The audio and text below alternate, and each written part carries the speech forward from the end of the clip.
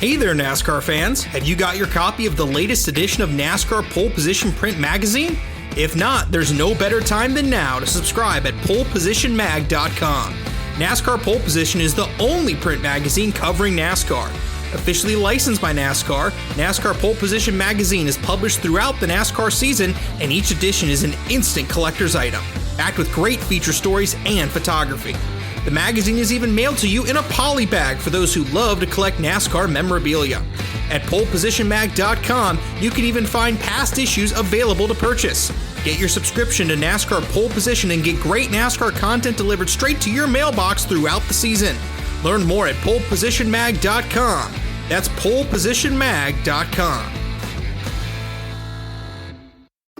Hey y'all, Rick Houston here, and I want to tell you about my new show, the Moonshine and Motorsports Racing Podcast. I've partnered up with the state of North Carolina Department of Natural and Cultural Resources to help uncover the history behind moonshining mountain boys, professional wheelmen, and the backwoods and city lights of the Tar Heel State. In the first episode, I sat down with Winston Kelly at the NASCAR Hall of Fame for a little behind-the-scenes gossip about Junior Johnson's engineering skills. He's got two things in his hand, pipe wrench and channel lock pliers, and they weren't new. They had been around the block a time or two. Wasn't the first steel they built, I bet. No. I think the pliers had been red before, but paint had worn off. And in the second episode, I talked to a professional hillbilly, a.k.a. Dr. Daniel Pierce of UNC Asheville, to find out the real history of moonshiners and their battles with the revenuers. He wrote about one of his experience of trying to chase down this bootlegger in this souped-up car, and he complained that the government gave him these piece of crap, cheapo cars, and that were really no match, but he thought he was doing pretty good, and then the guy just hits it and just takes off and practically disappear. But then the guy makes a bootleg turn and comes back towards him. And as he said, it was a game of chicken, and I was the chicken. And so he ran off the road. And actually, he was the guy who caught Junior Johnson at his daddy's steel when Junior got tangled up in a barbed wire fence. So check out the Moonshine and Motorsports Racing Podcast, available on YouTube, dailydownforce.com, and all of your favorite podcasting platforms. And be sure to check out my regular show on NASCAR history, the Scene Vault Podcast.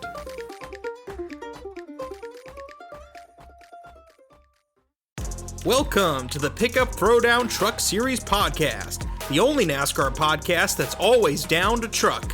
And now, your host, Dale Tanhardt. Welcome back to the Pickup Throwdown podcast exclusively covering the NASCAR Craftsman Truck Series. And we saw a good one on Sunday. Well, I guess it was a continuation from Saturday and Sunday. But primarily Sunday, we did see a good race at the recently restored North Wilkesboro Speedway. It was a good weekend. If you are a NASCAR vintage fan, if you're a fan of hopping in a time machine and reliving what we would call, quote unquote, the glory days, which is, look, it's subjective at the end of the day. Obviously, we saw some crazy headlines in the NASCAR Cup Series, but the best race of the weekend, Joshua, I believe, was the Craftsman Truck Series Wright Brand 250, won by Corey Heim, adds another win to the column in what was a pretty dominating performance. Not as much from the lap sled, but from at an early point, we were like, yeah, okay, we think the 11 truck's the best truck in this race. Corey Heim's the best driver in this race. Took a while to actually really get up there and take control, but when he did, he was gone. Josh, I want your thoughts as we hop into this quick summary of how you felt about the truck race on Sunday. I mean, I enjoyed it. I immensely enjoyed it. I was definitely, with it being a repave, I was definitely concerned that it was going to be one of those races where everything was single file. Drivers would have trouble passing. You weren't going to have tire wear, any of that sort of stuff. The race turned out to be a lot of fun. I mean, they were able to race multiple grooves, which was really interesting and a lot of fun. You were able to see a lot of passing, a little bit of tire strategy. I think that's evidenced by the fact that every driver that finished in the top 5 started outside of the top 5, and 3 of those drivers started outside the top 20. So you were able to make moves. You were able to work your way up through the field. It was entertaining, I think, from front to back. And I think even if the finish of the race wasn't particularly entertaining for the lead, I felt like that the racing throughout the field kind of made up for that. I think it's one of those races I'm really jealous of those that were in attendance, because if you're in attendance at a race like this, you can kind of pick out what battles you want and you can find a way to entertain yourself through all those things, even if the battle for the lead isn't that intense. But ultimately, I think it was a really, really, really good race, really solid race. There were a few cautions here or there. That's going to be expected with short track racing, but nothing that was overly ridiculous. I didn't think that anything got too crazy. I thought it was a good short track race. Thought it was entertaining. Thought it was fun. Thought we saw comers and goers, all the things you like to see. I enjoyed it. I was very, very happy with what we saw on Saturday into Sunday after that deluge on Saturday afternoon. He's Joshua Lipowski. I am Dale Tanhardt. This is the Pickup Throwdown podcast. Be sure to check out everything going on over on the Daily Downforce, who makes this awesome operation possible.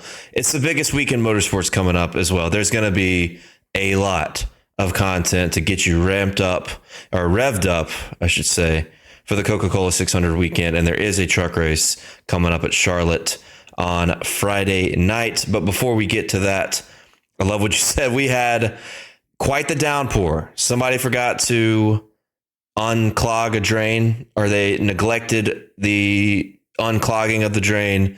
And the truck race actually had gone green for 60 laps, 70 laps, all the way through stage 1. Rain came, and then it became a biblical rain, a biblical flood. The track was completely gone. The parking lot was completely gone. You had people swimming on the racetrack. Cue up a Christian Eckes meme that has been overshadowed by the Kyle Busch meme, but it was a good meme, and we should make sure we don't forget about it, because he was completely drenched, flooded, walking around in the actual river that was North Wilkesboro Raceway. And we got through it. They found out that the drain was clogged up, unclogged it, got the track dried, and had a great race on Sunday. And as we said, won by Corey Heim. And what you mentioned with the passing, a lot of guys that started outside the top 10 finished in the top 10, including race winner Corey Heim, who started 12th. We didn't have qualifying either, so that kind of helped there, with a lot of good trucks that didn't start towards the front, a lot of good drivers that didn't start up towards the front. But talking about the repave, this is our second time back at North Wilkesboro Speedway, but the first time on this brand new surface. And I think with the truck race, we could all say that we were pretty pleasantly surprised with the racing product. A lot of passing, a lot of lane movement, a lot of ability to put your truck in different positions to make up ground. Saw a lot of drivers doing a lot of different things to pass other trucks. And then the tire wear did make a difference. It wasn't substantial, but the way the strategy worked out did completely impact the outcome of the race. Your thoughts on how all this worked out with the tire wear, the passing, just the repave in general? I felt like, I think the repave itself, as repaves go, I think about as good as it could have been. I think the fact that they were able to race multiple grooves, obviously the top kind of became the preferred groove, but the fact that you could make time on the bottom, you could find a way to make passes there, that sort of stuff. Passing was difficult, but you didn't necessarily just have to wreck somebody to pass them. You could find a way around them in a clean manner, and I think that made for, I think, what was a really good race. I think it strikes. I think that this repave, as it wears, I'm going to be curious to see how it works out, but I think it's going to strike this really cool balance between having that close short track racing that you want with a little bit of contact, a little bit of bumping and banging, all that stuff that you like.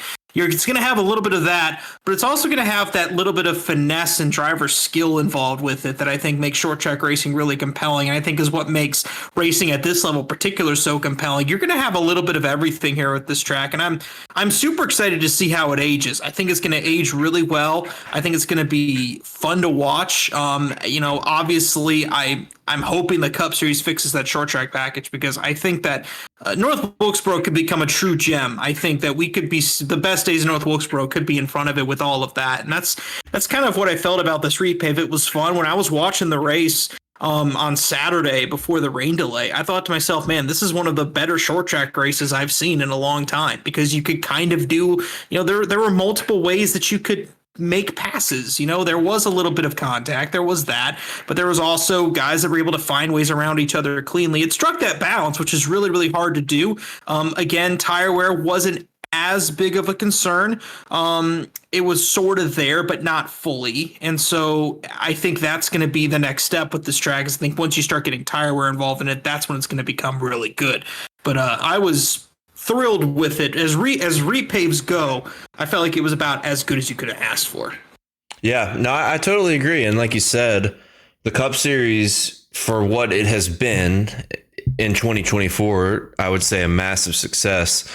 It is still holding back the short tracks, right? It's holding back the short tracks. And one thing I get concerned about is the ripple effect of, the Cup Series and our people at NASCAR saying, well, the short tracks are just not good enough, and not blaming the problems of the car, the inefficiencies of the car, to the point where they'll just start removing short tracks from the schedule.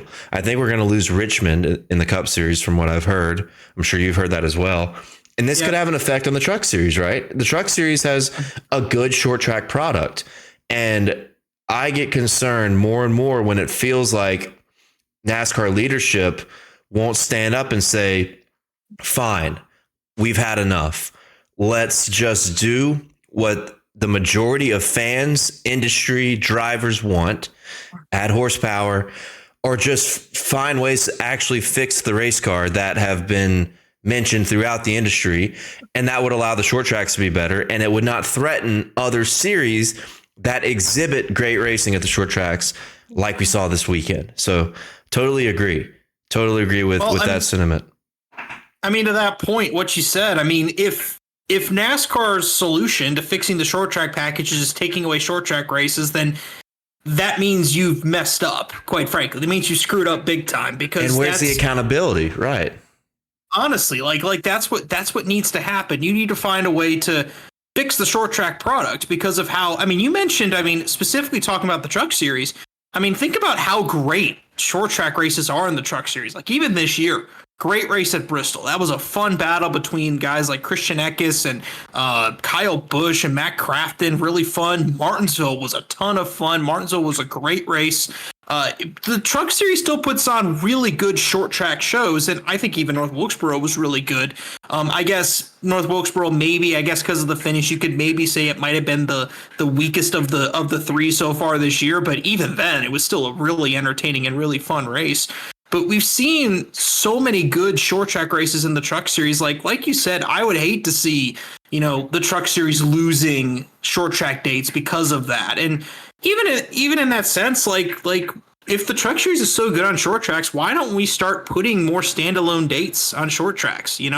Maybe give the Truck Series another standalone date at a track like Richmond or something like that. And the Truck Series, in fairness with the schedule, does that pretty well. You have IRP on the schedule, which is a track the Cup Series doesn't go to.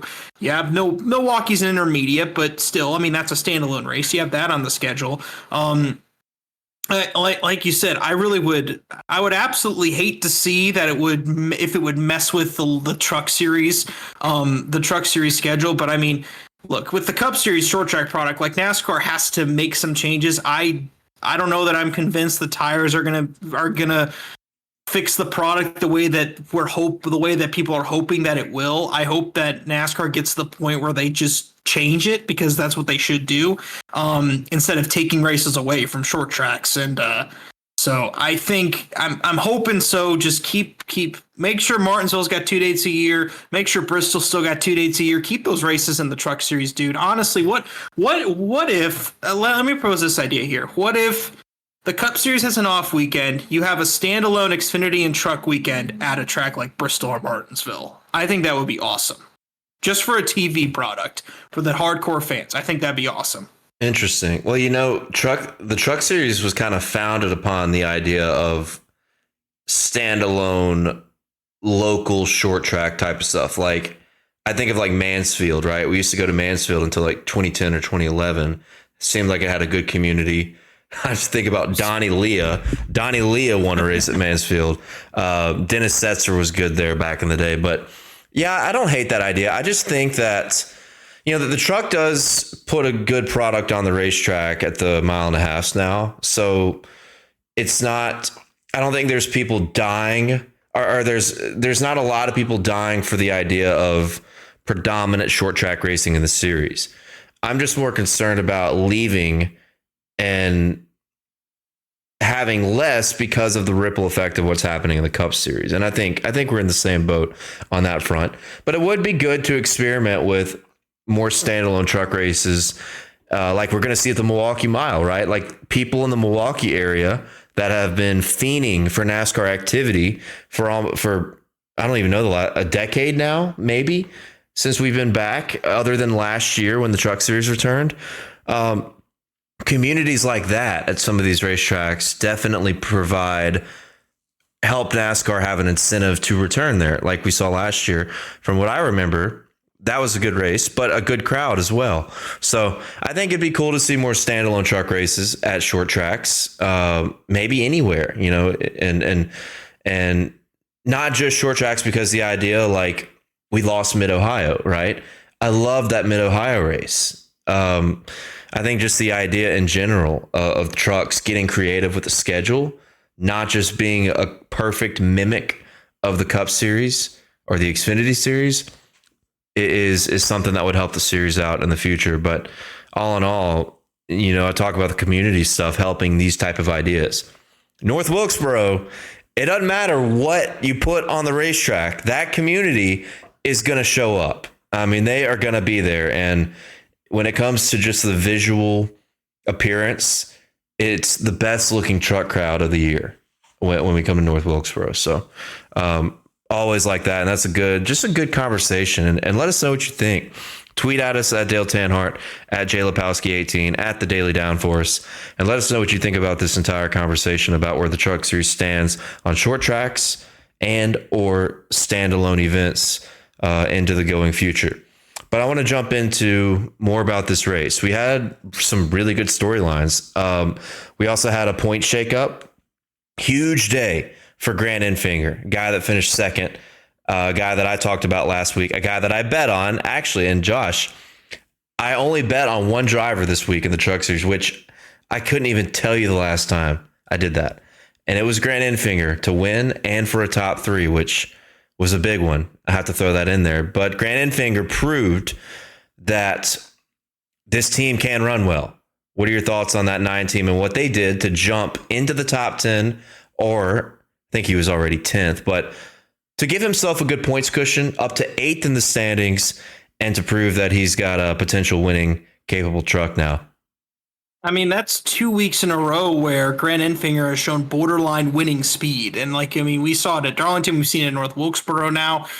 I think we talked about this last week, but the upcoming schedule for Grant Enfinger, it really sets himself up really, really well. Because we mentioned you have North Wilkesboro, but you also have Gateway coming up in a couple weeks, which is a track that Enfinger won at 1 year ago. You also have, Charlotte coming up this weekend, a 1.5 mile track. Enfinger struggled primarily in intermediates this year, but did really well. Qualified a solid 9th at Darlington, qualified in the top 5 at Texas. I don't know if we mentioned that enough. We have some of those races coming up. I've got to be honest, Dale, the way that I'm looking at this schedule, even looking at tracks like IRP and Richmond coming up on the schedule, I got to be honest, Dale, I think we're going to see Grant Enfinger in victory lane before the regular season is done. And that's something I would not have told you 2, 3, or 4 weeks ago But I think we're getting there here with Grant Enfinger. He's starting to really, and again, I've always felt like that the equipment he's in, that CR7 truck, has kind of been holding him back a little bit. I think they're starting to figure it out now, and I think we could see him in victory lane here this year. I don't know if I'd put him on the level of being a championship contender, but I definitely think Enfinger, we could see him winning a race at some point this season. For sure. I love the schedule for him coming up. And now that I think a few weeks ago we had doubt about the race truck. We had doubt about the team. And with what they did at Darlington before they had the bad luck, I mean, you come out here and you actually finally finish it off. Was one of the fastest trucks on the track on that long green flag run that we had in that race. That's a huge run for that team. And originally I was right. They were on the outside looking in. They were 11th in the points coming in. Now they are 8th. And they are only 6 points above the cut line. So I set a cushion. That might be a little bit of an overstatement at this point where we are, because it is a very, very tight battle. 8th all the way back to about 14th and the 15th in the standings. So Grant Enfinger was the runner-up to Corey Heim. Another guy we have talked about a bunch on this show. Lane Riggs finally sealed the deal on a good run. Started 23rd and finished 3rd. We've thought and believed, not just me and you, but a lot of people throughout the industry and the truck series, other drivers, so that this guy would perform at short tracks. He would perform at this type of racetrack, and he finally did. Brendan Queen finished 4th. Great story. The Butterbean, we wish that would have stayed on the truck. I hate that they took that off, is what it is. But in the Tricon also... I know, right? The fun police screwed that up for everybody. But Brendan Queen had a penalty on pit road. This dude drove through the field like 3 times. I mean, the proof that you can pass on this repaved racetrack was exemplified best by Butterbean. Sammy Smith with the top 5 in the All-Star number 7 truck. Kind of, I think he had a penalty as well, overcame that, passed a lot of trucks. But I want to talk about Lane Riggs and Brendan Queen. Which one of these guys sticks out the most to you with their strong performances at North Wilkesboro? I think that Riggs sticks out the most in terms of how it affects the truck series as a whole, because, I mean, it's his first top 5 of the year. And I mean, I think that everybody knew that Lane Riggs had shown that he has speed. Like, I mean, it's when we talk about Lane Riggs, like, it's not like this guy's been puttering around running 25th every single week. Like, I mean, he's shown speed at various points throughout the year, and sometimes he's put together some self-inflicted wounds. Sometimes he's just like at Martinsville, he was a pinball. But I mean, this race in North Wilkesboro, I think, really is the race that I think Lane Riggs needed for a really long time. I mean, this guy's in must-win territory for the playoffs. So I think that he still needs to win a race. I think he absolutely needs to do that. But I think you've got to give him a lot of credit for that. It was a good run for Lane Riggs. I don't think it was overly surprising. I think that I don't think anybody was that surprised to see him running as well as he was. It's more of a finally, you're performing to the level that we kind of expected that he would be. And he did. And we have to give him credit for that. And he did a really good job, a really solid race there for Lane Riggs. But I think that Brendan Queen, I think that I would love to see this guy get an opportunity in a truck more this year, because my goodness, I mean, I mentioned this to you, Dale, before we started recording, but like, I think that Brendan Queen was the one that probably got the most screwed out of not having qualifying, because he was forced to start 26 because there was no qualifying. And so, despite being fastest in practice, had to start on the outside of row 13 and was able to work his way up through the field a couple times. Did have the speeding penalty, yes. I just wish that Queen would have been able to start up front to see what he really was capable of. I mean, with Corey Heim up winning the race, I mean, obviously he had a truck that could win the race. Just wasn't able to come up with it at the end there. But I think a really great performance there from Butterbean. I'm really excited to see what we get from him the rest of the year. I want to see him in a truck full time. He's kind of in that same level as Caden Honeycutt at this point. Like, I want to start seeing these guys in a truck full time and just see what they can do. I don't know what Brendan Queen has to do to get there, and I don't know if he will. Sometimes you do have occasions where like these guys that are in late models and they just kind of sit there and they kind of race late models the rest of their career, kind of come up to the trucks maybe once in a while. But I'd love to see Brendan Queen come up and make an attempt at the Truck Series full time, because I think yesterday showed this guy can win a race. If you put him in good equipment, this guy can absolutely win a race. And I think Brendan Queen, I think by far had the most impressive performance of the night. I think that Lane Riggs, I think definitely was a nice confidence boost, but you almost wonder with Lane Riggs, with him being 17th in points, if he can't win a race. I mean, it's definitely in that too little, too late category for Lane Riggs. We're only we are only 6 races away from the regular season concluding, which is crazy to think about. Yeah, well, the good thing with Lane is we've got similar, as I like to call, old man short tracks that benefit guys like him, like Grant Enfinger. Biggest loser here when we look at the point standings, Matt Crafton fell out. Now, yeah, the cushion is still not even a cushion for these guys that are in the top 10, but Matt Crafton fell out, and he is sitting in 11th right now. And this is a track I thought he would be a lot better at, especially when we talk about old man racetracks.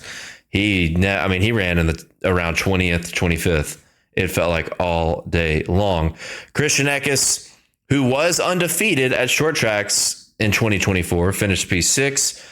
Nick Sanchez, another guy that overcame a penalty, had a restart penalty, finished 7th. Tyler Ankrum, guy that's been good on the short tracks, like his teammate Christian Eckes, led laps in this race and finished 8th. Daniel Dye knocking down some top 10s, getting himself in a better position to make the playoffs, finish 9th, and Stuart Friesen rounded out the top 10. One guy that was very, very quiet was Ross Chastain. It just felt like he never was up in the top 5 competing for a relevant spot, considering he won at Darlington last week. Nice just really did not have it this weekend. And I know we're going to Charlotte, which has been a pretty good track for Nice over the past few years, but I'd have to say that's pretty disappointing for Ross Chastain to not even compete for a top 5 in this race. Pretty crazy. Shout out Stefan. Go ahead. Your thoughts. Sticking with Nice here, and another guy I was disappointed with.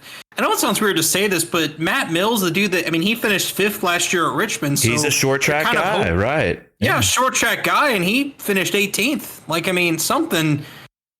Again, that's an equipment problem. I think at this point, that's an equipment problem there with Nice Motorsports. I don't know what it is. I don't know what's going on with them exactly, but just something's up with those trucks to where they're just not able to get the speed I think that they're used to getting out of them, and it's definitely hurting.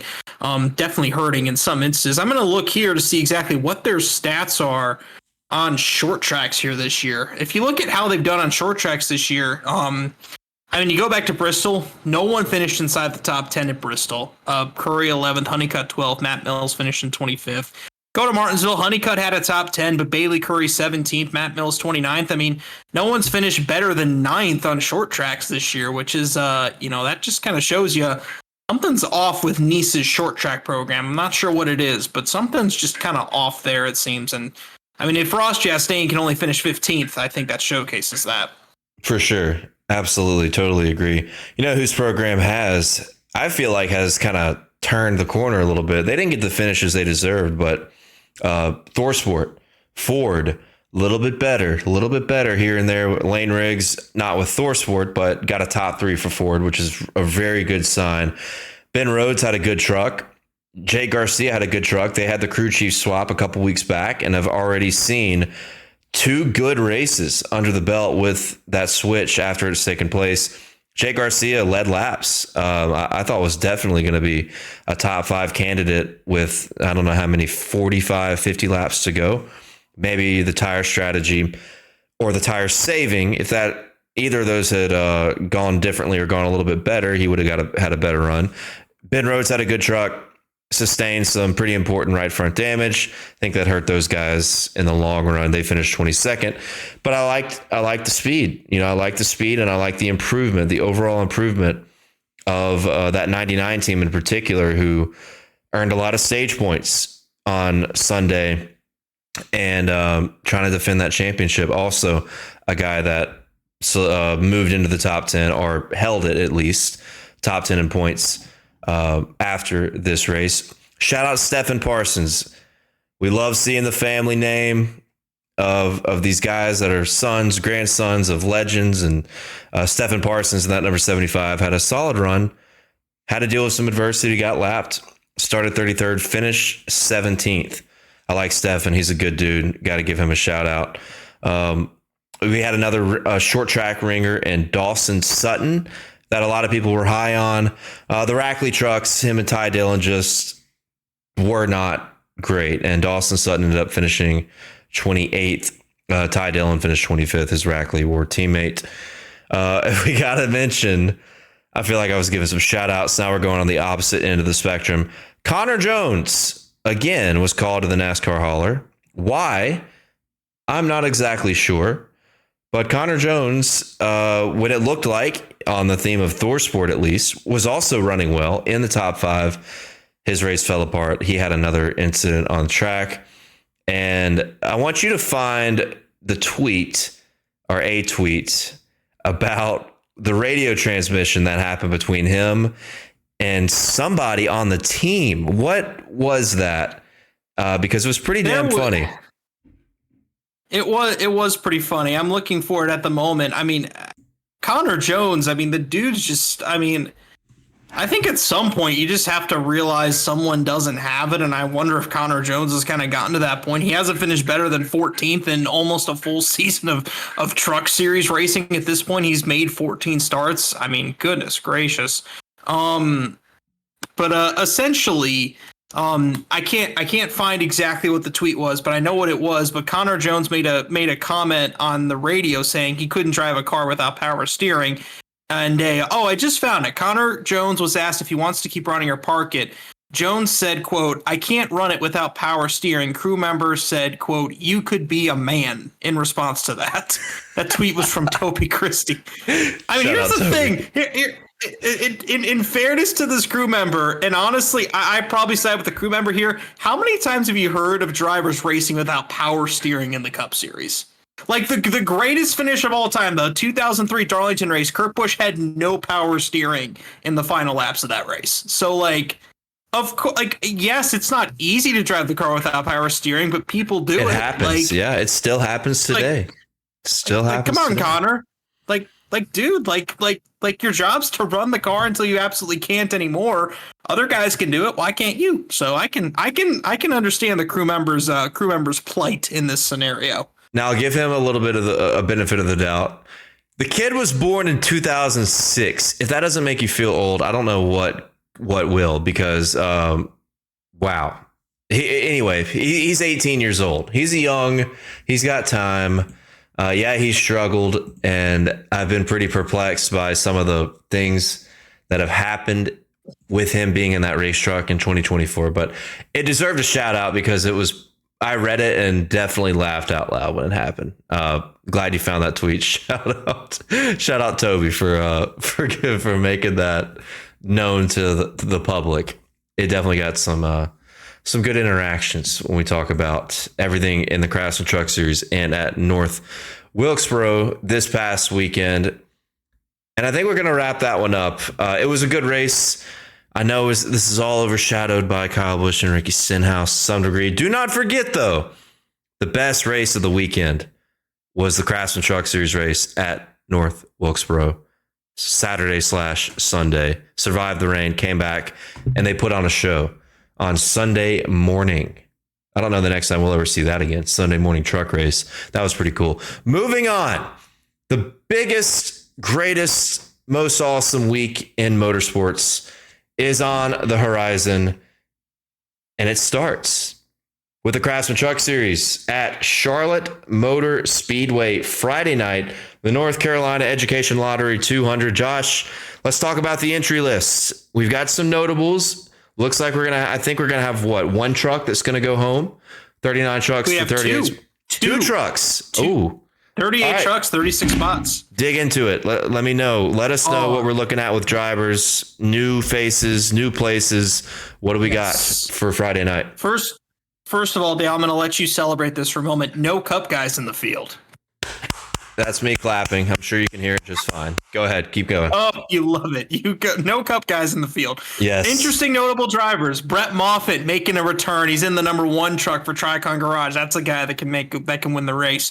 Connor Mosak driving the number 7 truck for Spire Motorsports. I think he's also doing double duty because I'm assuming he'll be in the ARCA race earlier that day too, so that'll be a lot of fun. Some other notables that we have in the field: Jennifer Jo Cobb making her return in the number 10 truck. Some other going down the list here. We got Memphis Villarreal in the number 20 truck, Mason Maggio in the number 21, Jeffrey Earnhardt in the number 67 truck from MBM Motorsports. When was the last time MBM made a truck start? That's Carl Long's team. Sometimes, yeah, Carl Long. Yeah. Huh? We don't see them in the truck series very often. So excited to see Jeffrey Earnhardt race in this race. That'll be a lot of fun. Stephen Parsons, you mentioned him. He's in the race for the number 75 truck for Henderson Motorsports. And then the number 90 truck, Justin Carroll, who was supposed to race North Wilkesboro last week and apparently had something happen. I think I saw somewhere that it was something to do, I guess, that was health related in some regard. I don't know exactly what happened, but apparently, I guess Justin Carroll wasn't able to race last weekend, so instead he's coming this weekend to race in the truck series here at Charlotte, which will be a whole ton of fun. I'm excited to see Brett Moffitt back in the series. I'm always excited to see him in the series. Connor Mosak, I think, will be really interesting to watch, and also Jeffrey Earnhardt. Love seeing Jeffrey Earnhardt on the schedule. So we have all these drivers that are going to be racing this weekend. This is a really fun entry list. I think that qualifying is going to be fun to watch, figuring out which of the guys that are going to get bumped out of the field on Friday afternoon. By the way, qualifying starts at, I believe it's 2:00 Eastern time. So that's going to be that's going to be a long day of on-track activity that we've got. We got from 2:00 all the way up until probably about 10:30, 11 o'clock Eastern time. We're going to have practice, or we're going to have on-track activity at Charlotte Motor Speedway. So that's really exciting. But that's what we have here. No Cup guys on the entry list, which is exciting. But we got some trucks that so a couple guys that can compete for wins that are going to be in the field. We've got Jeffrey Earnhardt in there. This is going to be a fun one. I'm really excited to see how this goes here this weekend. I think I wouldn't be shocked if Brett Moffitt ends up in victory lane this weekend. Wouldn't be shocked. I wouldn't either. Ben Rhodes is the defending winner of this race. Wanted to mention one thing about Jeffrey. I did receive some intel here about that truck. That truck is going to be a Tricon. I don't know if it's fully Tricon prepared, but Carl Long is getting assistance from Tricon on the preparation of that race truck. So keep that in mind. We think this is going to be there's potential that this will be a pretty competitive race truck. When you look at Tricon, they've had a lot of very good long run speed and have been good on the intermediates in 2024. And when you look back at this race in 2023, I said Ben Rhodes was the winner. Well, Tricon finished second and third with Corey Heim and Dean Thompson, who had his best run of his career in that race. Oh, there was one guy that bet on him for a top 5, by the way, in that race. That was me. I called that. Yes, we're going to brag about it. Taylor Gray finished 10th in this race. So you had 3 Tricon trucks in the top 10. And I did want to brag about that because I had picked Carson Hocevar to win. And I thought he had the best truck, and he gave up the win on a late race restart. So I was pretty pissed about that. We have one good. We have one bad. We'll talk about them both. But it was a good race. It was exciting. It was compelling. That's typically what Charlotte offers. We've seen some awesome races at Charlotte throughout the history of NASCAR and in the truck series. Remember back, I think it was 2015, Casey Kane, Eric Jones photo finish, one of the closest finishes. That. Yes, what a great finish that was. Casey Kane won a truck race in 2015. Don't forget it. And it was here at Charlotte under the lights. I think Haas was on the truck too, which is very interesting given what we've heard recently about what's going on with Haas, the Stewart Haas Racing. Right. Yeah. That's some interesting stuff. Another conversation for another time. We'll see what happens and what boils over there on that front regarding the Cup Series. But we're excited. It's best weekend in motorsports. I will be present at the Indy 500. I cannot wait. The Indy 500 is my favorite race. Anything I've ever attended in my life. Nothing compares to the Indianapolis 500. And I always love going out to a bar on Main Street Friday night and watching that truck race. I'll have some friends with me. We're going to be betting on it. It's going to be a lot of fun. The weekend starts with trucks. It kicks it off, and I'm getting a little bit of adrenaline flow just talking about it right now. So Friday night. Where are you going to be? Where on Sunday are you going to be? Let me ask that question. You're going to be at the 500. Where are you going to be at the 500? Are you going to be in the snake pit? Where are you going to be? Yeah, I'll be in the snake pit in the morning, and then I typically go to my seats in turn 3, which I think are the best seats for the 500. I've been sitting in turn 3 since I've been going, and the group that I've gone with, some older guys that have kind of passed down the heritage of Indy 500 attendance, have had tickets in turn 3 for probably 40 years. Yeah. So it runs deep. Very fortunate to have become a part of it growing up, which is awesome.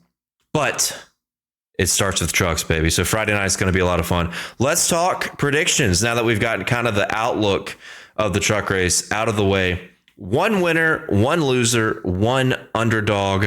This is a critical race as we head down this playoff stretch, because once you get out of Charlotte, we got a lot of short tracks. This is going to set the stage for who's got the 1.5 mile speed. That's going to matter later in the season when we come back to a Homestead. We come back to Kansas in the fall as well. So we'll have Nashville in between. Nashville, I'm not sure. The correlation is a little different with Nashville because it's a concrete surface. It's kind of a more weird hybrid style racetrack. So this is our last true, I would say, 1.5 mile or intermediate until we get to Kansas in September. Wow, that's a long way away. All right, I'll let you go first, Josh. 1 winner, 1 loser, 1 underdog. Go for it. All right, I'm going to go with this guy for a winner. Many people might put him as an underdog, but I'm going to go with him as a winner. Finished 5th at Kansas, back in the Truck Series this weekend. Brett Moffitt is my pick to win this weekend at Charlotte. Yes, Brett Moffitt. I think he's going to walk away with the victory here this weekend. I think he's going to do really well. As far as my pick to fade, that's a really tough one. Picking who I'm gonna decide to fade here this weekend. This might be a bit of a surprise to some, but I don't love how this particular driver has been recently. I think they're on a bit of a bad streak. I'm expecting Rajah Caruth to struggle a little bit this weekend. And before you talk to me, this guy has finished outside of the top 10 each of the last 4 races. He spun out at North Wilkesboro last week. Didn't do too great at Kansas. Didn't do too great at Texas as well. I don't know. And he was up there at Darlington in fairness, but didn't qualify well. Was up there because of strategy. Got caught up in an accident. I don't know. I don't love the trajectory that Rajah Caruth is on right now. So I'm going with him as my fade. I don't love the momentum here that I'm seeing out of him, but you ultimately never know. Meanwhile, for my upset pick, my dark horse, I think I got to go with Grant Enfinger. I think same with the momentum idea. I love the momentum that he's shown. He showed that he could do it in intermediates with how he did at Darlington. He also qualified 5th at Texas, so he does have some speed. Also finished 5th last year here at Charlotte. I'm really excited to see what Enfinger does. So I decided to go a little bit oddball with my picks. I'll be honest with you, I didn't want to just go with like Corey Heim and Christian Eckes again. I feel like that's a little bit boring, so I decided to go different. So we're going to go Brett Moffitt is my pick to win. My fade is Rajah Caruth, and my dark horse is Grant Enfinger. I like that. Well, the Rajah one is interesting, and yeah, I love the idea of momentum factoring into what you like and what you don't like. Because I'm a believer in the same thing. Regardless of track history, you need momentum. Like Joey Logano just won the All-Star race. They've had a tough year. That's going to help them next week at Charlotte. I guarantee. Like, it will matter. It will make a difference in how they run. So, my winner for this weekend at Charlotte, there's 2 guys I'm going back and forth. I just gotta flip a coin at this point. My winner is going to be, I don't know how many times I've had to do this, but I'm going to ride with my guy. Again, I love the theme of Tricon. My winner is going to be Taylor Gray. When do we get the first win, Taylor? We're too good to not have won at this point. We're too good. the dude's getting the Joe Gibbs racing rides over Corey Heim. So at some point, he's got to win. He's got to. He's got to. At some point. Yeah. I really like Tricon this weekend when you consider the speed they've had at the 1.5 miles. And I know Taylor Gray kind of was not really he was pretty quiet. He was pretty quiet at North Wilkesboro last week.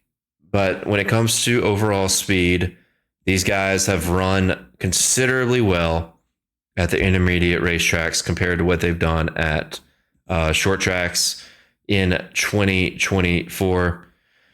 And I mean, I don't even want to talk about it anymore. That's it. I'm just going to go Taylor Gray as my winner. I don't need any more validation. I've been waiting on this. I love drivers that are knocking on the door. He's had several top 5 runs this year, 3 top 5s, and one of them was at Las Vegas. Other one was at Atlanta. That's a super speedway. It doesn't really count towards my argument. But the speed has been there. The speed has been there. I think Taylor Gray wins it at Charlotte on Friday night. Love Tricon in general. As my fade, I'm going to take...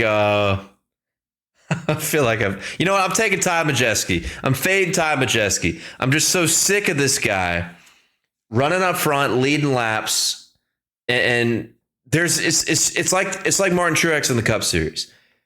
He just loves losing. He loves finding ways to lose. That's how my mindset is about Ty Majeski. If he goes out and smokes the field for 90% of the race, he's doomed. He's doomed. If he leads more than 50 laps in any event, he is absolutely doomed 90% of the time. So I'm going to fade Ty Majeski. What were you going to say? I want to know. I was going to say Ty Majeski led the Truck Series race for nearly a full day thanks to the rain delay and didn't even finish in the top. That counts. Exactly. There you go. There you go. Add that to the narrative. I want to add it to the narrative. I love that. I love that you just said that. Nobody leads more but loses more than Ty Majeski. And my underdog pick, this is kind of a easy one if you consider last year. I'm going to go with Dean Thompson again. I'm on the Tricon train. I love your Brett Moffitt pick. I would have leaned that direction if you hadn't picked him. So I'm aligned with you on, in some degree when it comes to Brett and Tricon in general. Dean Thompson ran 3rd here last year. It's been a tough year. They've had glimpses, just been unable to get the finishes. And Dean's biggest strengths have been on the intermediate style racetracks. Got to have some confidence coming back here a year later after having the best run of his career at this race in 2023. I think he backs it up in 2024 with a good top 10, maybe a top 5. Who knows? Get some chaos. Maybe he's in the conversation for even better than that. So winner, Taylor Gray. Loser, Ty Majeski. Underdog, Dean Thompson. And that's what I got. I like those picks. I think we're either going to look really, really smart or really, really stupid at the end of the weekend because we're trying to go away from the Christian Eckes, Corey Heim or whatever that's been picking every week. But you know what? You got to go different sometimes. It's like the NCAA tournament. Sometimes you just got to pick something different. Absolutely. Absolutely. Ladies and gentlemen, this has been the newest edition of the Pickup Throwdown podcast. Be sure to follow us at social media, at Dale Tanhardt, at JLipowski18.